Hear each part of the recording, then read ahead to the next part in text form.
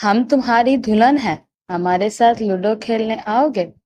ننھی سی بچی نے شرارت سے ناک پھوڑتے ہوئے سوال کیا تو عیسیٰ خاں کی پیشانی پر بل پڑ گئے۔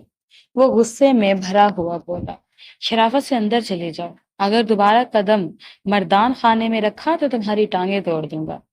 یہ کوئی معمولی ڈائٹ نہیں تھی، دراصل وہ پرانی روایات جو برسوں سے خانزئی خاندان میں چلی آ رہی تھی، آج اس کی سزا عیسیٰ کو مل رہی تھی۔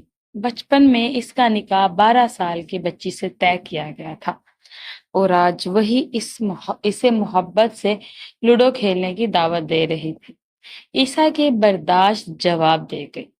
اس نے غصے سے کہا، سب ٹھیک ہی کہتے ہیں، تم صرف اپنے مطلب کی بات کرتی ہو۔ وہ پلٹتے ہی والا تھا جب بچی نے اس کا بازو پکڑا۔ اس کی آنکھوں میں بے ساختہ آنسو بہنے لگے۔ لمحہ بھر کے عیسیٰ رک گیا، جیسے جذبات کی ایک لہر سے ٹکرا گیا ہو، مگر پھر فوراً ہاتھ جھٹک کر وہاں سے چلا گیا۔ اسی شام اپنے دل میں شدید طوفان لیے وہ حویلی چھوڑ کر امریکہ چلا گیا۔ پھر 5 برس بعد دادا جان کی وفات پر واپس آیا۔ اب وہ ننھی بچی بڑی ہو چکی تھی، مگر اس کی آنکھوں میں ابھی بھی وہی معصومیت اور شکایت تھی۔ یہ منظر تھا خانزئی حویلی کا، جہاں روایات اور غیرت کو سب سے بڑھ کر سمجھا جاتا تھا۔ یہاں کے فیصلے خاندان کے بزرگ کیا کرتے تھے۔ زربخت خان، جس کے 2 بیٹے تھے،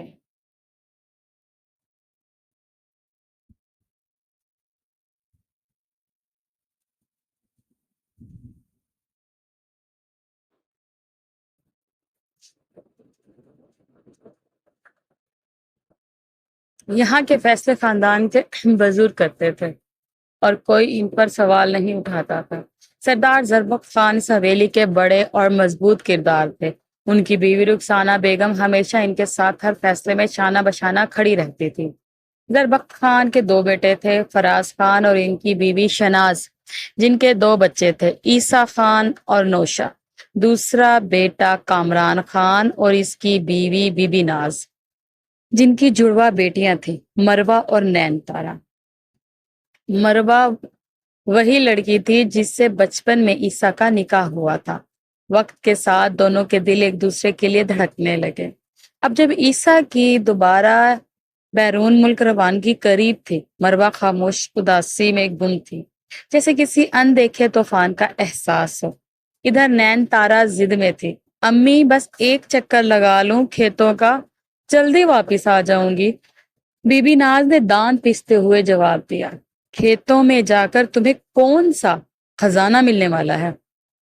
مگر نین تارا ضد چھوڑنے والی نہیں تھی۔ آخر کار مروہ نے اس کی سفارش کی اور یوں اسے اجازت مل گئی۔ نین تارا اپنی خاص ملازمہ کو ساتھ لے کر نکلی، مگر جب کھیتوں کے کنارے پہنچی تو ملازمہ کو باہر روک کر اکیلی اندر چلی گئی، کیونکہ اسے وہاں کسی سے ملنا تھا۔ وہ تھا آذرین علی، ایک سادہ مزاج اور محنتی نوجوان جو کہ غریب گھرانے سے تعلق رکھتا تھا۔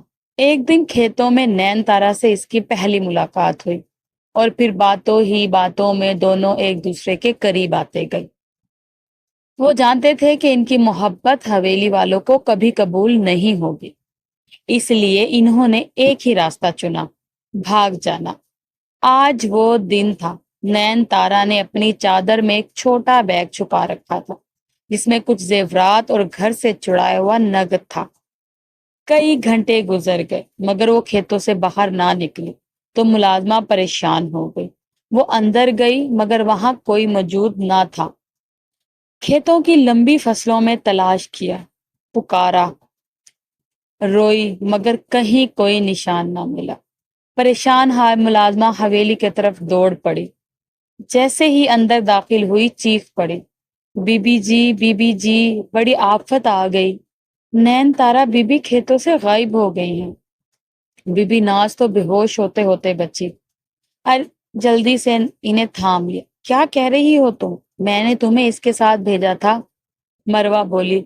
بی بی جی آپ جانتی ہیں وہ ضد کرتی تھی اور مجھے اندر آنے سے روکا، مگر جب وہ گھنٹوں واپس نہ آئی تو میں اندر گئی، مگر وہ وہاں نہیں تھی۔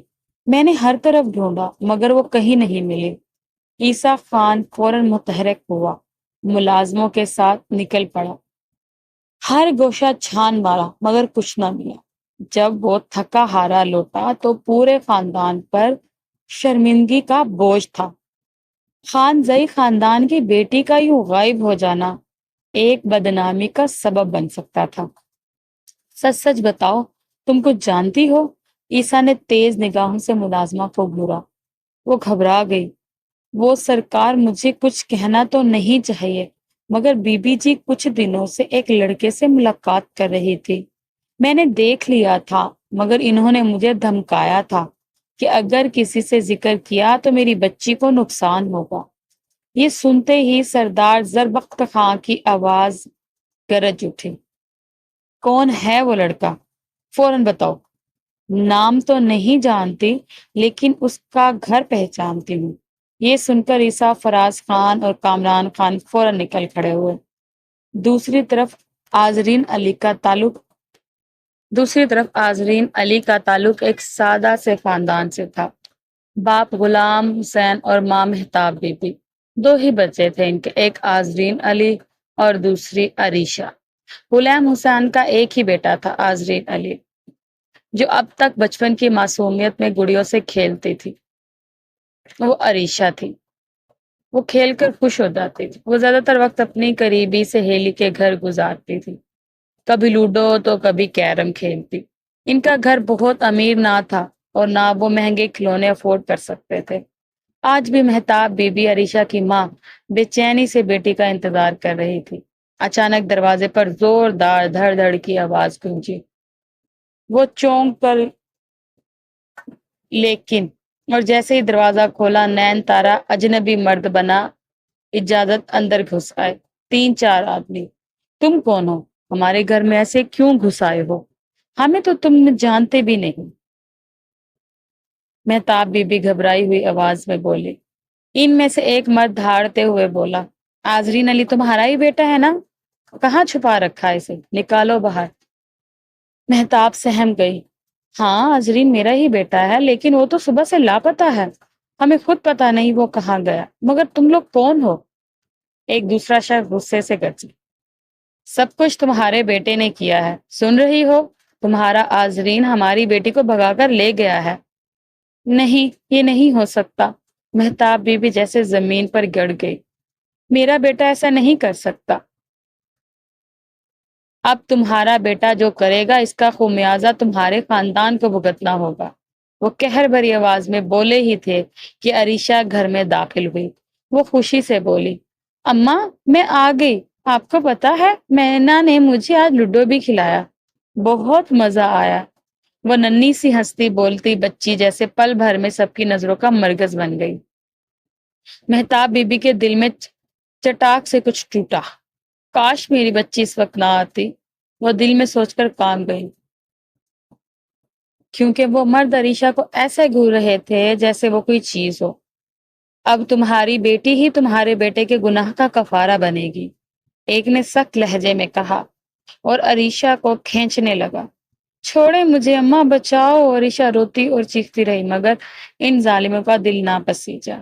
اسی لمحے غلام حسین کھیت سے واپس آیا، کپڑوں پر مٹی، ہاتھ میں اوزار۔ اس نے آگے بڑھ کر شور سنا اور فوراً روکا۔ رک جاؤ، کہا، کیا کر رہے ہو؟ میری بیٹی کو کہاں لے جا رہے ہو؟ انہوں نے ساری بات اس کے سامنے رکھ دی۔ غلام حسین کے ہاتھ سے اوزار گر پڑے، جیسے جان نکل گئی۔ یہ کیا کر دیا میرے بیٹے نے؟ وہ دھیرے سے بول۔ اب تمہارے بیٹے کا کیا تمہاری بیٹی بھگتے گی، وہ طنزیہ لہجے میں کہتے ہوئے دروازہ چھوڑ گئے۔ مہتاب بی بی کی آنکھوں میں بے بسی تھی اور ان کا دل اللہ سے دعا مانگ رہا تھا، یا رب آذرین کو واپس بھیج دے، میری بیٹی کو سزا نہ ملے۔ مگر آذرین واپس نہ آیا، نہ کوئی خبر دی۔ وہ اپنی محبت کے ساتھ جا چکا تھا اور اپنے ماں باپ کو اس طوفان کے بیچ تنہا چھوڑ گیا۔ جب جرگہ بیٹھا تو سردار زربخت خان کے سامنے فیصلہ آیا۔ چونکہ ان کے لڑکے نے ہماری بیٹی کو بھگایا ہے، اس لیے ان کی بیٹی ہماری حویلی کی بہو بنے گی۔ عیسیٰ خان نے جب یہ سنا تو جیسے پچھلی اس پر گر گئی۔ نہیں، میں یہ نکاح نہیں کر سکتا بابا، میں صرف مروہ سے شادی کرنا چاہتا ہوں، وہی میری محبت ہے۔ وہ اپنے والد فراز خان پر چلایا، مگر اسی لمحے دادا زربخت خان کی گرجدار آواز سنائی دی۔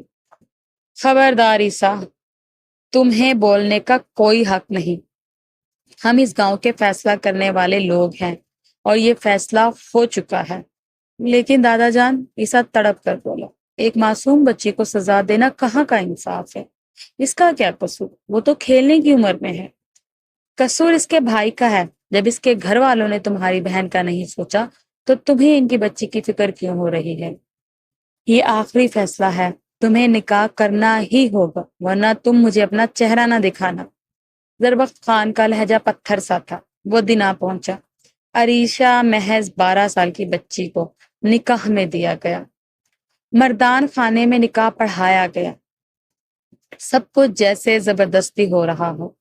عیسیٰ کا دل بوجھ سے بھر گیا جب نکاح کے بعد وہ اپنے کمرے میں تنہا بیٹھا تھا، دل جیسے بوجھ تلے دبا ہوا ہو۔ وہ دروازے پر ہلکی سی آواز آئی، ہمارے ساتھ لوڈو کھیلیں گے؟ اس نے چونک کر پیچھے دیکھا، دروازے پر عریشہ پٹھانی فراق پہنے معصوم آنکھوں میں اشتیاق لیے ناک سکوڑتی ہوئی بول رہی تھی۔ اسی لمحے عیسیٰ کو بس ایک ہی خیال آیا، یہ خیال اسے ہلا کر رکھ گیا تھا کہ عریشہ کو مردان خانے کی خبر آخر کس نے دی، اور جب وہ یہاں داخل ہوئی کتنے مردوں کی نگاہیں اس پر پڑی ہوں گی۔ یہی تصور عیسیٰ خان کی لہو کو جوش دلانے لگا، خون جیسے کھولنے لگا ہو۔ غصے سے لبریز نگاہیں لیے وہ غرایا، شرافت سے اندر چلی جاؤ، اگر دوبارہ مردان خانے میں قدم رکھا تو ٹانگیں توڑ دوں گا۔ اس کے دماغ کو جنون سا چڑھنے لگا۔ ابھی عریشہ کے یہاں آنے کا دھچکا کم نہ تھا کہ روایت کی بنا پر اس کا نکاح 12 سال کی بچی سے کروا دیا گیا، اور اب وہ بچی سے بیٹھ کر لوڈو کھیلنے کی دعوت دے رہی تھی۔ یہ نکاح تھا یا کوئی گود لیا ہوا بچہ؟ وہ سوچ میں ڈوبا ہوا تھا، مگر دوسری طرف عریشہ کو شدید غصہ آ رہا تھا۔ اسے تو ماں نے سمجھایا تھا، شوہر تمہارا دوست ہوتا ہے، اس سے بات کرو، کھیل سکو، اپنے دل کی کہہ سکو، مگر یہاں تو اسے جھاڑی پڑ گئی تھی۔ تبھی وہ اپنی چھوٹی سی ناک سکیڑتی ہوئی بولی، سب ٹھیک ہی بولتے ہیں تمہارے بارے میں، جدھر منہ کرتا ہے وہیں دھاڑتا ہے۔ وہ صبح سے لوگوں کے منہ سے عیسیٰ خان کا سن چکی تھی، بہت سخت سزائیں دیتا ہے، مارنے سے بھی دریغ نہیں کرتا۔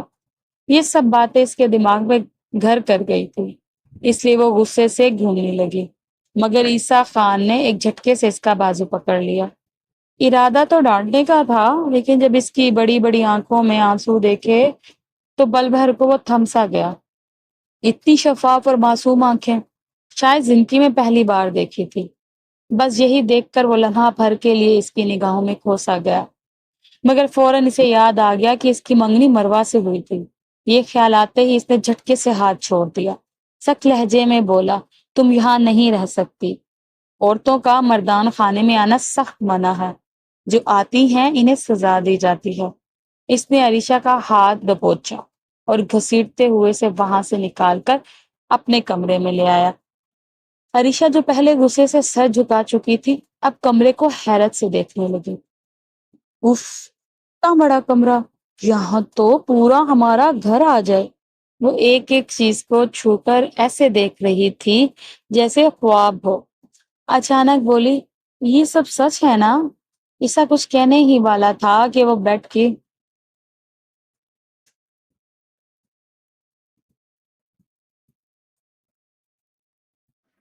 کیا میں اس پر بیٹھ جاؤں؟ عیسیٰ صرف حیرت سے سر ہلا سکا۔ عریشہ بیڈ پر کود گئی، ہنستی بولی، کتنا نرم ہے یہ، گردے والے بلنگ سے بھی اچھا۔ پھر اس کی طرف معصوم نگاہوں سے دیکھ کر پوچھنے لگی، تم کب سے یہاں رہتے ہو؟ کیا بچپن سے سب کچھ تمہارا ہے؟ عیسیٰ ایک لمحے کو اس کی آنکھوں میں ڈوبنے لگا، مگر خود پر قابو پاتے ہوئے سختی سے بولا، بار بار مجھے شوہر شوہر مت کہو، عریشہ نے معصومیت سے پوچھا۔ تو پھر کیا بولے؟ اماں نے تو کہا تھا شوہر ہی دوست ہوتا ہے اور کسی سے بات نہیں کرنی۔ اس کی آنکھیں اچانک نمکین پانی سے بھر گئی۔ یہ منظر عیسیٰ خاں کے دل میں کچھ چپ سا گیا۔ آخر کار اس نے بات مان لی۔ ٹھیک ہے، مجھ سے بات کر لیا کرو، لیکن شوہر نہ کہو۔ عریشہ نے فوراً خوش ہو کر سر ہلا دیا، جیسے اسے کوئی انعام مل گیا ہو۔ وہ مزید کچھ کہہ رہی تھی کہ اچانک اس کے پیٹ سے آواز آئی۔ عریشہ جھٹ سے ہاتھ پیٹ پر رکھ کر بولی، بھوک لگی ہے بہت۔ عیسیٰ نے اسے چونک کر دیکھا، ماتھے پر ہاتھ مارا۔ اب یہ کام بھی مجھے ہی کرنا ہے کیا؟ مگر وہ جانتا تھا اگر کسی ملازم کو کہتا تو وہ اسے جھڑک دیتا، شاید مار بھی دیتا، اس لیے خود ہی باورچی خانے سے کھانا لے آیا، ایک روٹی اور سالن۔ عریشہ نے روٹی دیکھی اور آنکھیں بڑی کر کے بولی، صرف ایک؟ عیسیٰ نے بے نیازی سے دیکھا، تو کتنی کھاتی ہو تم؟ ہم 2 کھاتے ہیں، وہ فخر سے بولی۔ عیسیٰ ضبط کرتے ہوئے باہر گیا اور ایک اور روٹی لے آیا۔ عریشہ نے سالن کے ساتھ 2 روٹیاں چند لمحوں میں ختم کر دی۔ عیسیٰ حیرت سے بس اسے دیکھتا رہ گیا۔ کیا اسے واقعی اتنی بھوک لگی تھی؟ تب اس کے ذہن میں آیا کہ یہ بچی ایک غریب گھرانے سے آئی ہے، شاید اسے اکثر پیٹ بھر کر کھانا نصیب نہ ہوتا۔ عیسیٰ کے ذہن میں اچانک خیال آیا کہ عریشہ نے کھانا کھایا ہوگا کہ نہیں، لیکن اگلے ہی لمحے اپنی اسی سوچ پر وہ خود کو کوسنے لگا۔ وہ کیوں سوچ رہا تھا اس لڑکی کے بارے میں؟ خود کو اس دھیان سے نکالنے کے لیے وہ باہر ٹہلنے چلا۔ باہر کی ٹھنڈی ہوا میں وہ خود کو کچھ ہلکا محسوس کر رہا تھا، مگر اسی وقت کسی مانوس آواز نے اسے چونکا دی۔ کہاں گیا تمہارا انصاف عیسیٰ خان؟ کہاں ہے وہ محبت جو تم نے جتا کر مجھے یہاں تک لائے تھے؟ آواز سن کر وہ مڑا تو سامنے کھڑی مروہ تھی، ضبط کرتے ہوئے گویا ہو، تم بھی جانتی ہو مروہ، حالات کیسے تھے، پھر بھی تم مجھ پر شک کر رہی ہو۔ دادا جان اور باقی گھر والوں نے زبردستی کی، ورنہ میں تو نکاح کرنا ہی نہیں چاہتا تھا، میں تم سے محبت کرتا تھا۔ وہ 2 قدم اس کی طرف بڑھا ہی تھا کہ مروہ غصے سے اس کا ہاتھ جھٹک گیا۔ خبردار، خبردار، جو مجھے ہاتھ بھی لگایا، جب تک وہ لڑکی تمہارے ساتھ ہے میں تمہاری شکل بھی نہیں دیکھنا چاہتی۔ میرے پاس اس وقت آنا جب اسے طلاق دے دو۔ وہ پلٹنے لگی تھی جب عیسیٰ کی آواز نے اسے روک لیا۔ صرف ایک بات بتا دو، تمہیں مجھ پر یقین کبھی تھا بھی یا نہیں؟ مروہ کے قدم رک گئے، وہ نیم رخ موڑی اور سرد لہجے میں بولی، نہیں، بالکل نہیں۔ عیسیٰ کا دل جیسے کسی نے نوچ لیا، وہ لمحے میں ٹوٹ سا گیا تھا۔ آج پتہ چل گیا کہ شاید مروہ کی محبت بھی سچی نہیں تھی۔ وہ تلخی سے سوچتے ہوئے خود سے گویا ہوا، جہاں محبت ہو وہاں یقین بھی ہوتا ہے، اور اس کی آنکھوں میں یقین نام کی کوئی چیز نہیں تھی۔ غصے اور مایوسی سے بھرا وہ فوراً اپنے والد فراز خان کے کمرے میں داخل ہوا۔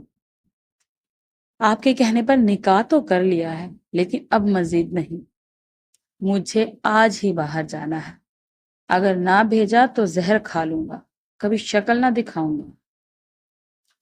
فراز خان بیٹے کے غصے اور ضد سے تنگ آ کر اسی وقت اس کی ٹکٹ کا بندوبست کروا بیٹھے۔ وہ رات کو ہی جا رہا تھا۔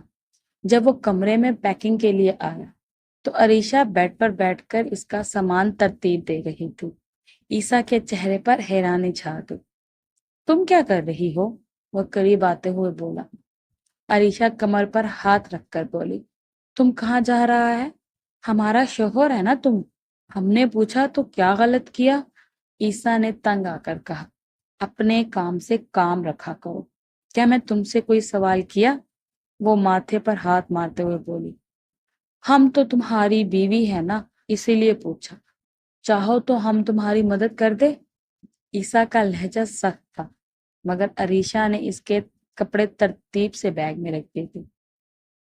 اس کی پھرتی دیکھ کر عیسیٰ حیران رہ گیا۔ اسی دوران وہ غیر ارادی طور پر اس سے ٹکرا گئی اور گرنے ہی والی تھی کہ عیسیٰ نے فوراً تھام لی۔ دونوں ایک لمحے کو ایک دوسرے کے بہت قریب آ گئے۔ عیسیٰ کے دل میں عجیب جذبات نے سر اٹھایا۔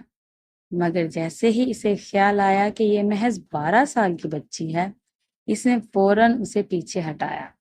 جھٹکا دینے سے عریشہ نیچے جا گری اور کرا کر بولی، کتنا ظلم ہے، اتنا درد دیا تم نے، کیا تمہیں کچھ نظر نہیں آتا؟ عیسیٰ بس دیکھتا رہ گیا۔ وہ غصے سے اٹھ کر بولی، ہم بھی چلے گا تمہارے ساتھ۔ عیسیٰ نے نرمی سے کہا، نہیں، تمہیں یہاں رہنا ہے، تمہارا داخلہ یہاں کے بہترین اسکول میں کروا دیا ہے۔ ہم اسکول بھی جائے گا؟ تم ہم کو چھوڑ کے جا رہا ہے، ہم تو کسی کو جانتا بھی نہیں۔ عیسیٰ نے نرمی سے اسے سمجھایا، کسی سے بات مت کر، صرف اپنی پڑھائی پر دھیان دینا اور میری ماں کی بات سننا بس۔ کسی کے قریب مت جانا، اگر کسی کی بات نہ مانی تو وہ لوگ تمہیں ڈانٹیں گے، ماریں گے بھی، سمجھی؟ عریشہ کے چہرے پر اداسی چھا گئی تھی، مگر عیسیٰ نے کوئی نرمی نہ دکھائی۔ وہ ہدایت دیکھ کر اسے ایک آخری نظر دیکھتے ہوئے کمرے سے نکل گیا، شاید ہمیشہ کے لیے۔ عیسیٰ کے جانے کے بعد عریشہ کی زندگی جیسے ٹھہر سے گئی، وہ جو شوق چنچل ہوا کرتی تھی، آہستہ آہستہ وہ سب اس کے اندر مرنے لگا۔ وہ اسے لے ہی گیا تھا، مگر اب برداشت نہیں، یہ تو ممکن ہی نہ تھا۔ وہ جانتی تھی کہ ایسا کوئی سمجھوتا کرنے والوں میں سے نہیں۔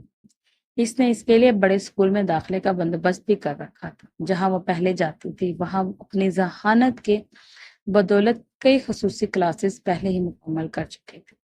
15 برس کی عمر میں وہ میٹرک پاس کر چکے تھے اور 16 ہوتے اسے کالج میں داخل کروا دیا گیا تھا، صرف کہنے کو، کیونکہ وہ گھر سے حویلی تک ہی محدود تھی۔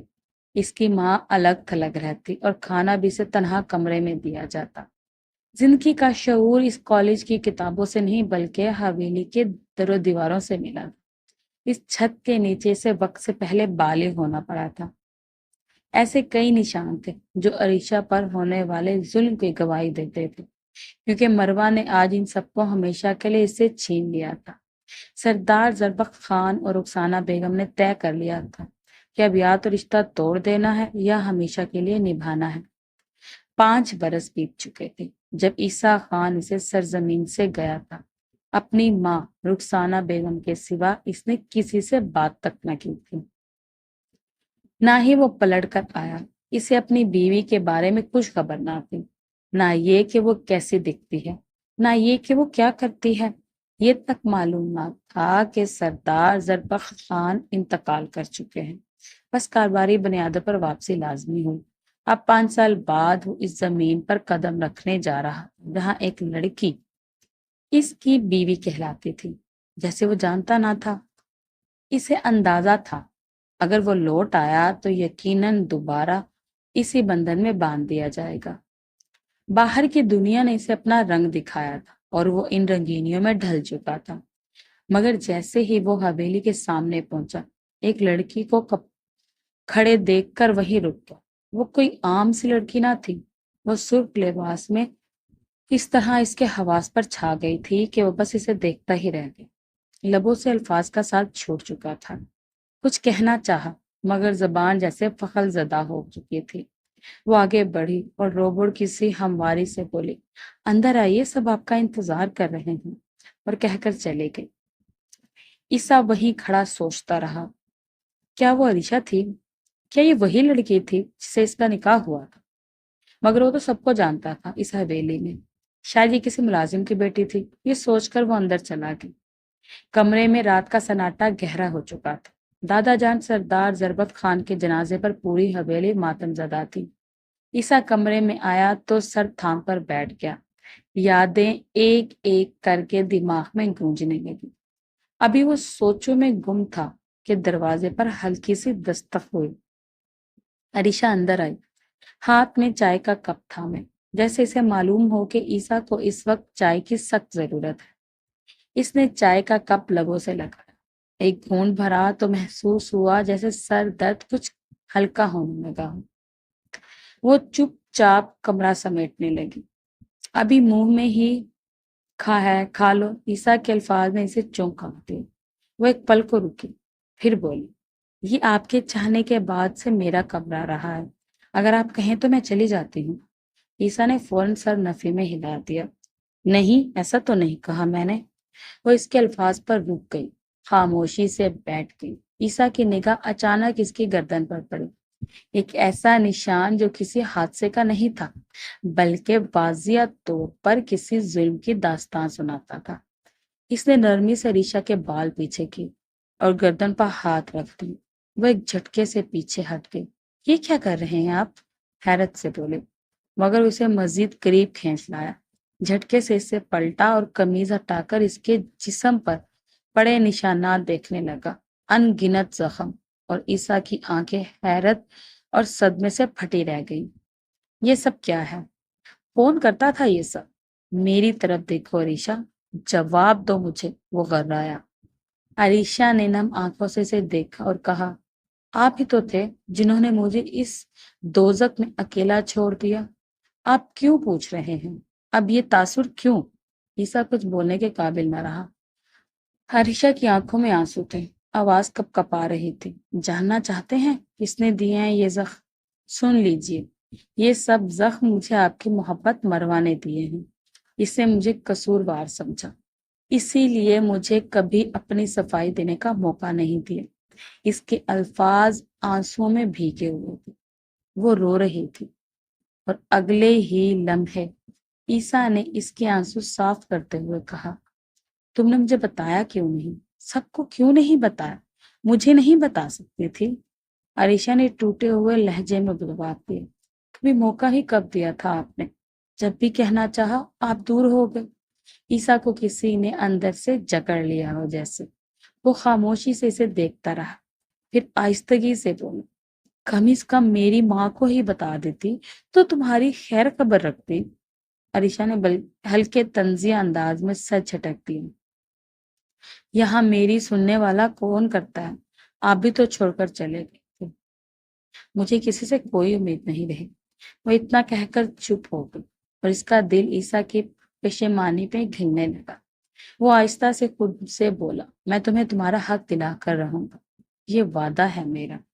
اگلی صبح جب وہ نیچے ناشتہ کرنے آئے تو مہمان ابھی موجود تھے۔ وہ سب کو ناشتہ پیش کر رہی تھی، کسی کو چائے دے رہی تھی، کسی کو پانی۔ عیسیٰ کافی دیر سے اسے دیکھ رہا، جو خود بھوکی تھی مگر سب کی خدمت میں لگی ہوئی تھی۔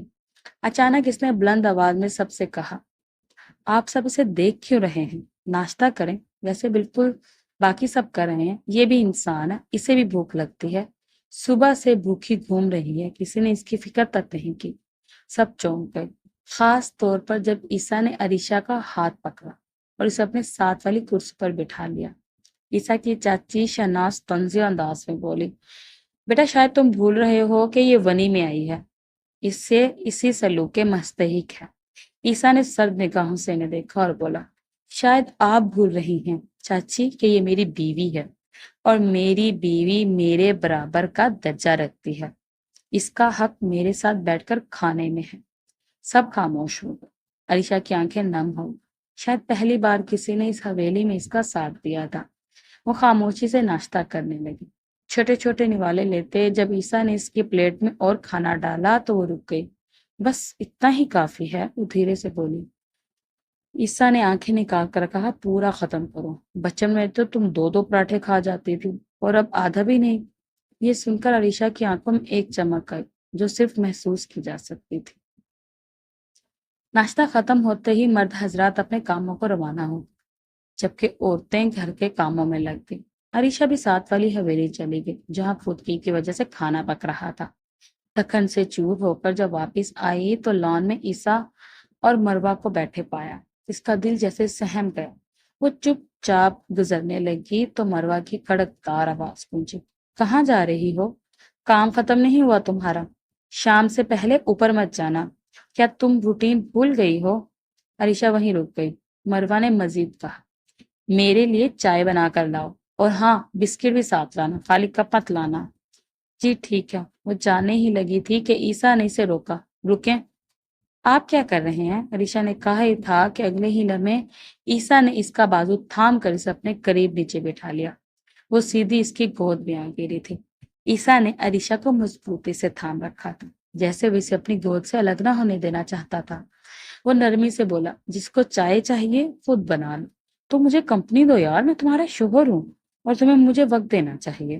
عیسیٰ نے گہری نظروں سے عریشہ کی طرف دیکھا، جیسے وہ کہنا چاہتا ہو کہ باہر نہیں جانا، بات صرف ہمارے بیچ کی ہے۔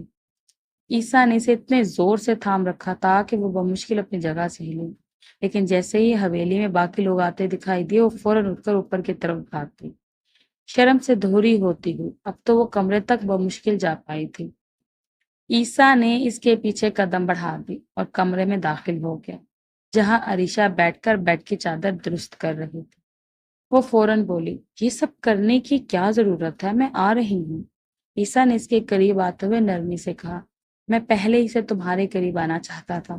وہ اس کے بالوں کے ایک لٹ کو کاٹ کے پیچھے کرتا بولا، کتاب کہاں ہے؟ عریشہ، تمہیں کوئی کام ہے؟ نہیں نا، تو بس میرے پاس بیٹھو۔ اور پھر کتاب اس کے ہاتھ میں تھما کر خود واش روم میں چلا گیا۔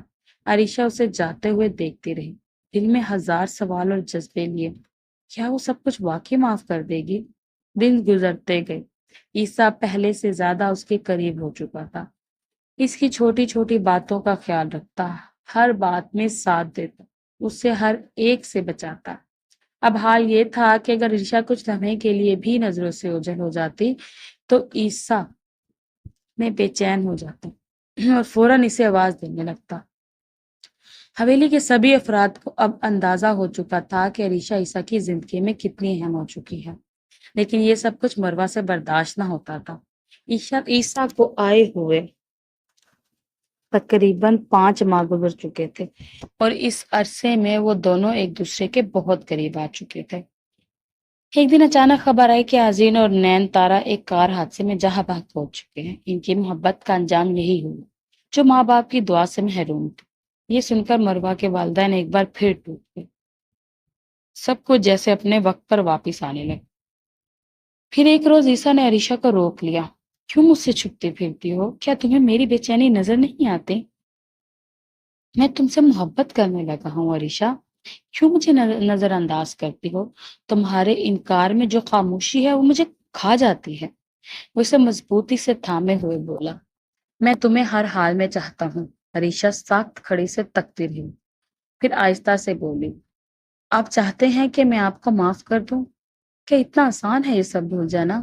عیسیٰ نے آہستہ سے کہا، ذرا میرے پاس آؤ نا، میں وعدہ کرتا ہوں کہ آئندہ ہمیشہ تمہارے ساتھ رہوں گا۔ اس پر وہ مسکرائی، پھر بچنے کے انداز میں بولی، اب آپ کارٹون لگا دیں، مجھے اکیلا چھوڑ دیں۔ اور وہ بھاگ گئی۔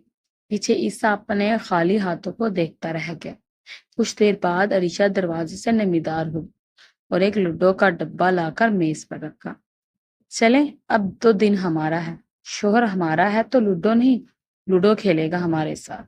وہ شرارتی انداز میں آنکھ مار کر بولی، جس پر عیسیٰ ہنس دی، جی ہاں، کیوں نہیں، ہماری دلہن حکم کرے اور ہم بجا نہ لائیں، ایسا کیسے ہو سکتا ہے؟ عیسیٰ نے پیار سے کہا اور وہ دونوں لوڈو کھیلنے لگے۔ آخر میں جیت عریشہ کی ہوئی، جس پر وہ ہنستے ہوئے چلانے لگی، دیکھا آپ ہارے۔ اگلے ہی لمحے عیسیٰ نے اسے قریب کیا اور اس کے لبوں پر محبت بھرا بوسہ ثبت کیا، لوڈو تو تم نے جیت لی، اب ریسلنگ میں ہی جیتوں گا۔ وہ شرارتی انداز میں بولا اور اس کی گردن پر جھک گیا۔ وہ ہر جگہ اسے اپنے لمب سے مہکاتا جا رہا تھا اور عریشہ نے بھی اس کی باہوں میں خود کو مکمل طور پر سونپ دیا تھا۔ یہ مکمل قبولیت کا لمحہ تھا، ایک ایسا لمحہ جس نے ان کے درمیان فاصلے کی تمام دیواریں گرا دی تھی۔ رات کے خاموش لمحے میں اس کی سسکیاں کمرے میں گونج رہی تھی، عیسیٰ کی قربت اور شدت اس پر ایک موسلا دھار بارش کی طرح برس رہی تھی، جیسے برسوں کی پیاس بجھائی جا رہی ہو۔ عریشہ کے چہرے پر شرم اور محبت کے گہرے اتار چڑھاؤ دکھائی دے رہے تھے، وہ مکمل طور پر عیسیٰ کے رنگ میں رنگ چکی تھی۔ صبح جب اس کی آنکھ کھلی تو وہ اب بھی عیسیٰ کی باہوں میں سمٹی ہوئی۔ جیسے ہی وہ اٹھنے لگی، اس نے ہاتھ سے عیسیٰ کو سینے کو دھکا دیا، اٹھیں پلیز، مجھے جانے دیں، باہر سب لوگ سوچیں گے کہ ہم کمرے میں باہر کیوں نہیں آ رہے۔ عیسیٰ نے نرمی سے اس کی بات کاٹتے ہوئے کہا، تو سوچنے دو، سب کو آج پتہ چلنا چاہیے کہ میری بیوی کون ہے۔ عریشہ نے شرمندگی سے اپنا سرخ چہرہ ہاتھوں میں چھپا لیا، چلو نیچے چلتے ہیں۔ وہ مسکرا کر اٹھا اور تیار ہونے لگا۔ دونوں جب نیچے آئے تو مروہ سامنے ہی کھڑی تھی وہ جیسے ہی آگے بڑھی عریشہ کو جھٹک کر خود سے لپٹنے کی کوشش کی، مگر ایک سخت آواز گونجی، خبردار مروہ، اگر تم نے میری بیوی کو ہاتھ لگانے کی کوشش کی تو میں تمہیں برداشت نہیں کروں گا۔ یہ پہلا اور آخری وارننگ ہے، اگلی بار تم خود ذمہ دار ہوگی۔ مروہ کے چہرے کا رنگ اڑ گیا، مگر وہ پھر بھی کچھ کہنے لگی تھی جب عیسیٰ نے اس کا بازو جھٹکے سے کھینچ کر اس کے منہ پر زوردار تھپڑ ارسال کیا۔ یہ میری بیوی ہے اور آئندہ اگر تم نے اس کے قریب آنے کی کوشش کی تو انجام اچھا نہیں ہوگا۔ عیسیٰ نے حویلی کے سب افراد کو غضبناک نظروں سے گھورا۔ تم سب نے ہمیشہ میری بیوی کو اذیت دی، کبھی کسی نے نہ سنا نہ پوچھا۔ میں تمہیں اس کے جسم پر لگے زخم تو نہیں دکھا سکا، مگر تم سب کی خاموشی اس ظلم میں شریک رہی ہے۔ عیسیٰ کے والد نے ہاتھ جوڑتے ہوئے کہا، بیٹا مت جاؤ، ہم مروہ کو سمجھائیں گے۔ عیسیٰ نے سخت لہجے میں جواب دیا، بابا کیا سمجھائیں گے آپ؟ یہ لڑکی میری بیوی پر ظلم کرتی رہی اور آپ سب خاموش تماشائی بنے رہے۔ اب میں یہاں نہیں رک سکتا۔ وہ عریشہ کا ہاتھ تھامے وہاں سے نکل گئے۔ عریشہ کی آنکھوں میں نمی تھی لیکن دل میں سکون تھا کہ آج کوئی اس کے لیے کھڑا ہوا ہے۔ راستے میں عیسیٰ نے اسے اس کے والدین سے ملوایا، جہاں وہ دونوں کچھ وقت کے لیے رکے۔ جب اپنے نئے گھر پہنچے تو عریشہ کی خوشی دیدنی تھی۔ یہ جگہ کیسی لگی؟ عیسیٰ نے محبت سے پوچھا۔ آپ سے کم نہیں، وہ شرماتے ہوئے بولی اور اندر بھاگ گئی۔ عیسیٰ بھی اس کے پیچھے بھاگتا ہوا ہنستا چلا گیا۔ اب ان کی دنیا میں خوشیوں کا ایک نیا سورج طلوع ہو چکا تھا۔